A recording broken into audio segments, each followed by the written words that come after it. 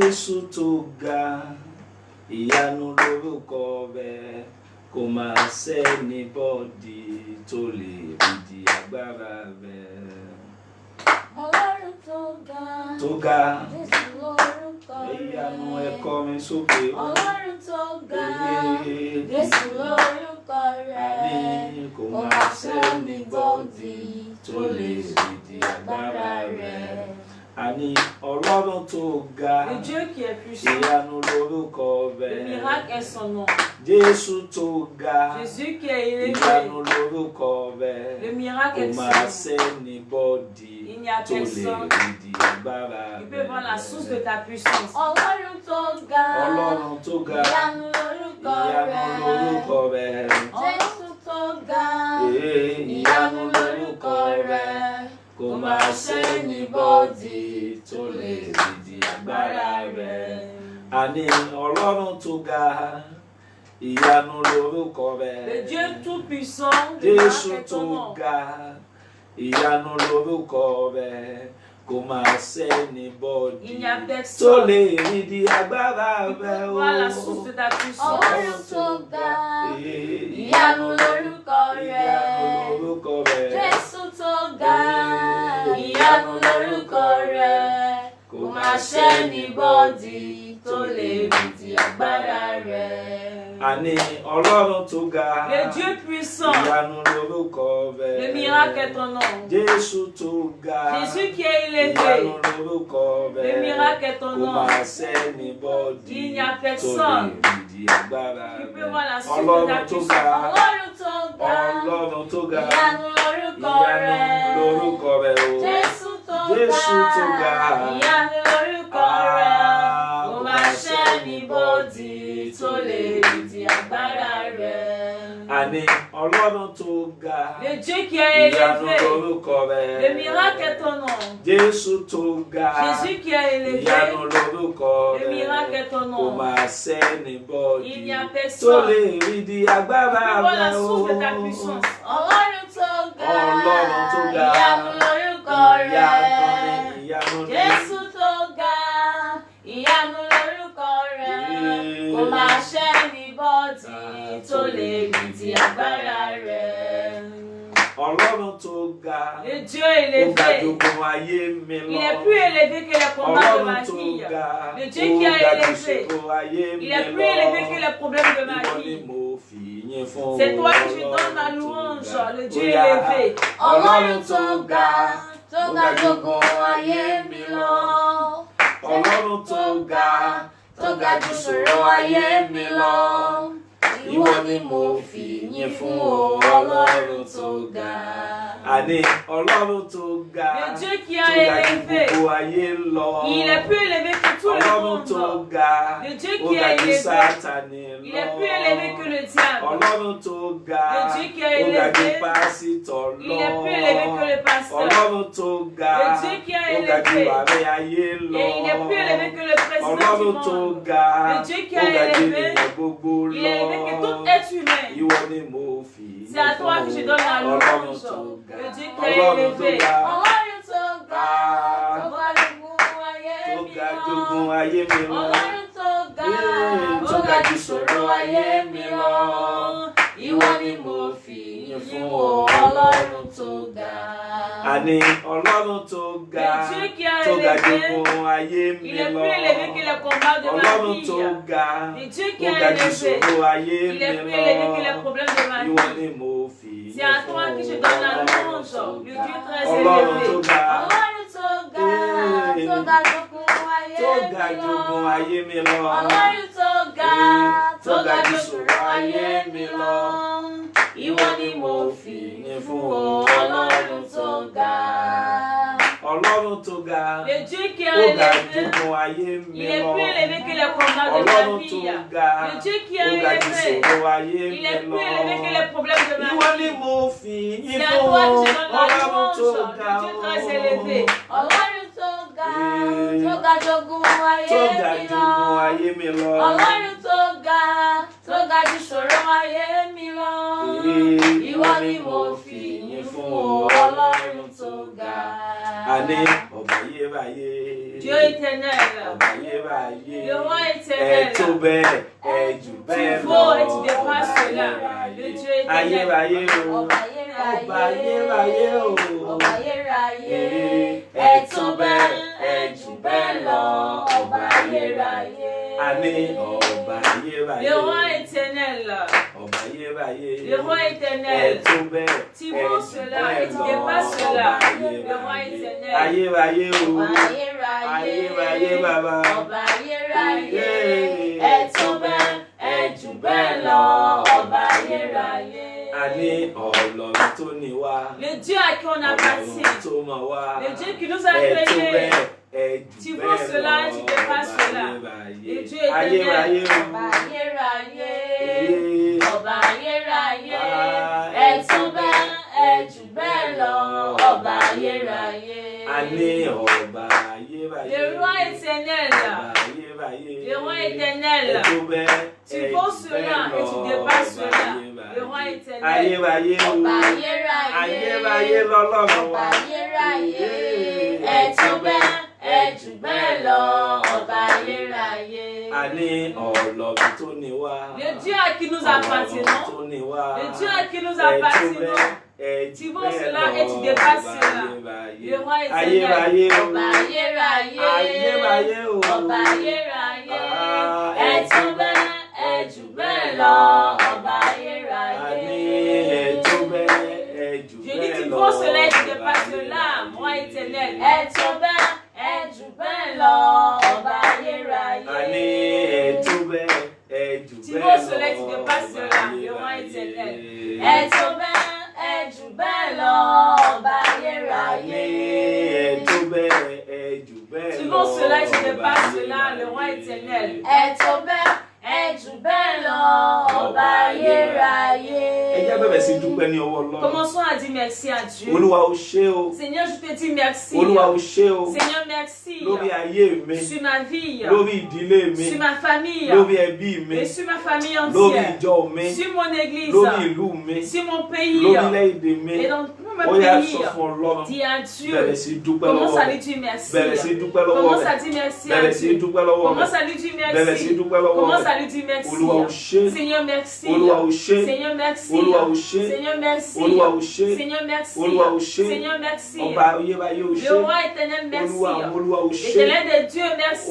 Onímájẹ̀mú o ṣé. Et le Dieu de l'Alliance, Olóore merci. ọ̀fẹ́ jùlọ o ṣé. Et le bienfaiteur le plus, Ènìyàn merci. ẹ̀yà Júdà o Le ṣé. million de la tribu de Judas, Gbogbo merci. ìdílé Jésù o ṣé. Et la triomphe de Jésus, Pour merci. l'offert. Pour la grâce, Fún àánú. pour la Fún miséricorde, ọwọ́ pour agbára. ta main Fún puissante. ọbẹ̀ ìdásí. Et pour ta Et permis pour que nous soyons obéir, vivants. Et ta permis que nous Ee, soyons fún vivants. ọbẹ̀ ìdásí. Ta permis que nous soyons Olúwa o vivants. ṣé. Seigneur, merci. Olúwa o ṣé. Merci, Bẹ̀rẹ̀ sí Seigneur. dúpẹ́ lọ́wọ́ Commence à Ọlọ́run. dire merci à Bẹ̀rẹ̀ sí Dieu. dúpẹ́ lọ́wọ́ Commence à Ọlọ́run. dire merci à Bẹ̀rẹ̀ sí Dieu. dúpẹ́ lọ́wọ́ Commence à Ọlọ́run. dire merci à Bẹ̀rẹ̀ sí Dieu. dúpẹ́ lọ́wọ́ Commence à Ọlọ́run. dire merci Fún à Dieu. àǹfààní orí ọ̀fẹ́ Pour òru cette yìí. grâce de ce soir, Bẹ̀rẹ̀ sí yìn. commence à le Bẹ̀rẹ̀ sí louer. gbé orúkọ Commence à rẹ̀ ga. l'élever. Bẹ̀rẹ̀ sí gbé orúkọ Commence à rẹ̀ ga. élever son nom. Bẹ̀rẹ̀ sí gbé orúkọ Commence rẹ̀ à ga. élever son nom. Bẹ̀rẹ̀ sí gbé orúkọ rẹ̀ Commence à ga. élever son nom. Dúpẹ́ lórí ọkọ. Dis merci Dúpẹ́ pour son lórí mari. aya. Dis merci sur Dúpẹ́ lórí l'épouse. ọmọ. Dis merci sur Dúpẹ́ les lórí enfants. ẹbí. Dis merci sur la Oh, famille. dúpẹ́ dúpẹ́. Dis merci, Dúpẹ́ dis merci. dúpẹ́ dúpẹ́. Dis merci. Dúpẹ́ dúpẹ́ dúpẹ́. Dis merci. Dúpẹ́ lọ́wọ́ ọba àwọn Dis ọba. merci au roi Dúpẹ́ des fún rois. oore jíjẹ. Dis merci quand il Dúpẹ́ fournit fún pour oore toi. mímọ́. Dis merci quand Oh, tu donnes à dúpẹ́ fún boire. oore sísùn. Dis merci quand tu Dúpẹ́ dors. fún oore jíjí. Dis merci quand tu te Òun réveilles. náà ní. C'est lui. Òun náà ní. C'est lui. Dúpẹ́ fún oore ààbò tó dájú. Et dis merci pour cette protection Dúpẹ́ qui est fún oore ààbò tó rassurée. dájú. Dis merci pour la Olúwa protection o ṣé rassurée. o. Seigneur, merci. Olúwa o ṣé o. Seigneur, merci. Olúwa o ṣé o. Seigneur, merci. Olúwa o ṣé o. Seigneur, merci. Olúwa o ṣé o. Seigneur, merci. Olúwa o ṣé o. Seigneur, merci. Olúwa o ṣé o. Seigneur, merci. Olúwa o ṣé o. Seigneur, merci. Ọba tí òjò gbogbo orí Le roi mi. n'a pas permis que les Ọba combats te tí òjò submergent. gbogbo orí Le rẹ. roi n'a pas permis que les Yé combats ọba te tí òjò submergent. gbogbo orí aya Le rẹ. roi n'a pas permis que les Ọba combats tí submergent òjò ton gbogbo épouse. orí Le ọmọ roi rẹ. n'a pas permis que les combats Oore submergent tes ọ̀fẹ́ àti enfants. àánú ni. La grâce et une Òní ní miséricorde. ọjọ́ kẹẹ̀ẹ́dọ́gbọ̀n. Aujourd'hui, elle est Oṣù 25. kẹrin. Et tu Àti wọ ọjọ́ avril. kẹẹ̀ẹ́dọ́gbọ̀n Nous báyìí. sommes rentrés Ó maintenant bá au 25. dúpẹ́ lọ́wọ́ Dis Ọlọ́run. merci. A dúpẹ́ lọ́wọ́ Ọlọ́run. Dis merci à Dieu. Dúpẹ́ lọ́wọ́ Ọlọ́run. Dis merci à Dúpẹ́ Dieu. lọ́wọ́ Ọlọ́run. Dis merci à Dieu. Ẹ̀yin ènìyàn mi gbogbo. Et tout mon Tẹ́ lórí peuple. ọ̀fẹ́ àti gbọ́ wa. Et qui a la grâce de nous Tẹ́ lórí entendre. ọ̀fẹ́ àti wò wá Nous lórí avons la yìí. grâce de nous Ó bá regarder. jí lójú oorun rẹ. Réveille-toi dans ton sommeil. Ó bá jí lójú oorun Réveille-toi rẹ. de ton sommeil. Ó bá jẹ́ kájọ fòrò òní dúpẹ́ lọ́wọ́ Et Ọlọ́run. disons merci à Dieu cette Kájọ nuit. fi òru òní gbàdúrà. Et prions pour cette Ee, nuit. kájọ fòrò òní Prions gbàdúrà. avec cette nuit. Olúwa o ṣé o. Seigneur, merci. merci. Olúwa o ṣé o. Seigneur, merci. Olúwa o ṣé o. Seigneur, merci. Sọ fún pé o ṣé. Dis-lui merci. Oore tí bàbá wa ò lè ṣe fún wa. Et ce que nos pères ne peuvent pas faire Òun náà pour ló nous, ṣe fún wa. c'est lui qui a fait Oore cela tí pour ìyá wa nous. ò lè ṣe fún Et wa. les biens que nos mères ne Oore peuvent pas tí faire ọkọ pour ò nous, lè ṣe fún wa. les biens que nos maris ne Oore peuvent tí pas faire, àwọn ọmọ ò lè ṣe les fún wa. biens que nos enfants ne Oore peuvent pas tí faire, pásítọ̀ rẹ ò lè ṣe les fún biens que ọ. ton pasteur ne peut pas Oore faire tí pour toi, àwọn ọmọ ìjọ rẹ ò lè ṣe les biens fún que ọ. les fidèles de l'église ne Ó peuvent bá pas dúpẹ́ faire. ní ọwọ́ Dis-lui Ọlọ́run. merci. Ó bá dúpẹ́ ní ọwọ́ Dis Ọlọ́run. merci à Dieu. Ó bá dúpẹ́ ní ọwọ́ Dis Ọlọ́run. merci à Dieu. Ó bá dúpẹ́ ní ọwọ́ Dis Ọlọ́run. merci à Dieu. Ó bá yìn ín lógo. Et loue-le. Ó bá gbé orúkọ rẹ̀ ga. Élève son nom. Ó bá ṣe lọ́ba àwọn Et ọba. rends le roi Olúwa d'avoir. o ṣé. Seigneur, merci. Olúwa o ṣé. Seigneur, merci. Olúwa o ṣé. Seigneur, merci. Olúwa o ṣé. Seigneur, merci. Olúwa o ṣé. Seigneur, merci. Olúwa o ṣé. Seigneur, merci. Jésù o ṣé.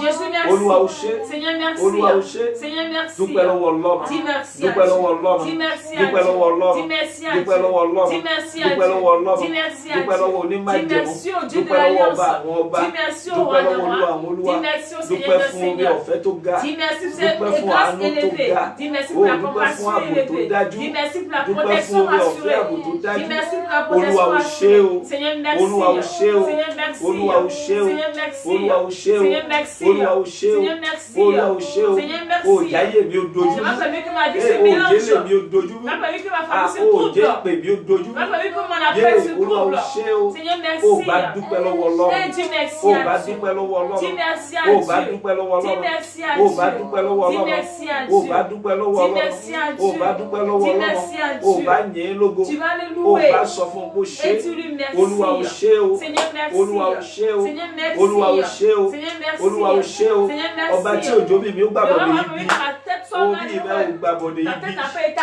Orí rẹ ò malheureuse. gbàgbọ́ ní ibi. Ta tête n'a pas été malheureuse Orí du ọmọ mal. rẹ ò gbàgbọ́ ní ibi. Et la tête de tes enfants n'a Orí pas été ọkọ rẹ ò malheureuse. gbàgbọ́ ní ibi. La tête de ton mari n'a pas été malheureuse. Orí àwọn ọmọ rẹ ò gbàgbọ́ La ní tête de ibi. tes enfants n'a pas été Orí aya rẹ malheureuse ò du mal. gbàgbọ́ ní ibi. La tête de ton époux n'a pas Olúwa o été ṣé o. malheureuse du mal. Dis merci Olúwa à o ṣé Dieu. o. Dis merci à Olúwa o Dieu. ṣé o. Dis merci à Olúwa o Dieu. ṣé o. Seigneur, merci. Olúwa o ṣé o. Seigneur, merci. Ó bá dúpẹ́ lọ́wọ́ Et Ọlọ́run. tu lui merci. Ó bá dúpẹ́ lọ́wọ́ Dis Ọlọ́run. merci à Bí Dieu. ẹnu bá mọ inú rò lẹ̀. Et si on peut Ó yẹ réfléchir kó véritablement, tu dois dúpẹ́. Ó pouvoir yẹ dire kó merci. mọ̀ọ́rẹ́. Tu dois pouvoir Bí être ẹnu bá mọ reconnaissant. inú rò. Et si tu sais bien Ó yẹ kó réfléchir, mọ̀ọ́rẹ́. tu dois pouvoir Ó dire yẹ kó merci. dúpẹ́. Tu dois pouvoir dire Ó yẹ kó merci. dúpẹ́. Tu dois pouvoir Ó yẹ kó remercier Dieu. dúpẹ́. Tu dois Ó pouvoir bá remercier. dúpẹ́. Dis merci. Ó bá dúpẹ́. Dis merci. Ó bá dúpẹ́. Dis merci. Ó bá dúpẹ́. Dis Ó merci. bá dúpẹ́. Dis merci. Ó bá dúpẹ́. Dis merci. Ó bá dúpẹ́. Dis merci. Ó bá dúpẹ́. Dis merci. Bẹ́ẹ̀ yẹn bá lọ sí hospital. Lorsqu'on va à Ní irú l'hôpital, àkókò yìí, ensuite èyí ó mọ̀ aussi, wípé ìṣẹ̀lẹ̀ ń ṣẹlẹ̀. souvent qu'il y a des Bẹ́ẹ̀ choses qui yẹn se bá lọ passent. sí etí ibojì. Lorsque l'homme se Ó rend au tó peuple lọ́wọ́ à ìṣẹ̀lẹ̀ tí ń kọjá et tu tẹ̀. vois les choses qui Èyí se ó mọ̀ wípé passent. ìṣẹ̀lẹ̀ ń Tu ṣẹlẹ̀. sauras qu'il y a des Ó choses qui se bá dúpẹ́ lọ́wọ́ passent. Ọlọ́run. Dis merci Ó à bá Dieu. dúpẹ́ lọ́wọ́ Ọlọ́run. Dis merci Ó à bá Dieu. dúpẹ́ lọ́wọ́ Dis Ọlọ́run. merci à Ó bá Dieu. dúpẹ́ lọ́wọ́ Dis Ọlọ́run. merci à Olúwa o Dieu. ṣé o. Seigneur, Ó merci. jogun wọnú ayé Tu m'as mi. permis qu'il y ait combien Ó de dans ma jogun vie. wọnú ayé Tu mi. m'as permis qu'il y ait combien de Olúwa o dans ma ṣé. vie. Seigneur, merci. Olúwa o ṣé. Seigneur, merci. Olúwa o ṣé. Seigneur, merci. Olúwa o ṣé. Seigneur, merci. Olúwa o ṣé. Seigneur, merci. Olúwa o ṣé. Seigneur, merci. Ní orúkọ Jésù Au Kristi nom de Olúwa wa. Jésus-Christ, notre Nínú Seigneur. álbọ̀mù orin wa kan,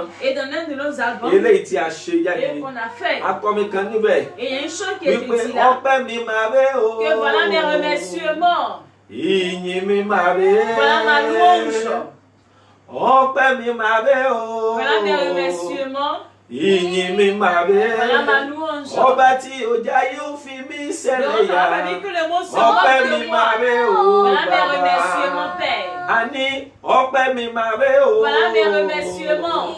Ìyìn mi máa ré. Voilà ma louange. Àní ọpẹ́ mi máa ré o. Je dis voilà mes remerciements. Ìyìn mi máa ré. Voilà ma Ọba louange. tí ọjà yóò fi mí Donc, on a ṣẹlẹ̀ dit que yá. le mot se moque de Ọpẹ́ mi moi. máa ré o. Voilà ma Bàbá. louange, Ó Père. wá tún lọ dúpẹ́ lọ́wọ́ Tu vas Ọlọ́run. les dire merci à Ní Dieu ìgbà encore. kejì, En seconde fois. Olúwa o ṣé o. Seigneur, merci. Ọba tí ọjà yóò fi mí ṣẹlẹ̀ Donc, yá. on a permis que le mot se Ó moque de jẹ́ kí moi. ọ̀tá ó fi mí Tu m'as ṣẹ̀sín. permis que l'ennemi se Ó moque de jẹ́ kí moi. ogun ó fi mí ṣẹ̀sín. Tu m'as permis que le combat se moque de Ogun moi. fi ayé àwọn kan Les ṣẹ̀sín. combats se moquent de la vie de Ogun certains. fi ayé àwọn kan Les ṣẹlẹ́yà. combats se moquent de la vie de Ó wá certains. dúpẹ́ ní ọwọ́ Tu vas dire Ọlọ́run. merci à Dieu. Olúwa o ṣé. Seigneur, Ó merci. jogun fayé mi Tu m'as permis ṣẹ̀sín. que les combats se Ó moquent de jẹ́ ma kí vie. ogun fayé mi Tu m'as ṣẹ̀sín. permis que les combats se Ó moquent jẹ́ de kí ma ogun vie. fayé mi Tu m'as ṣẹlẹ́yà. permis que les combats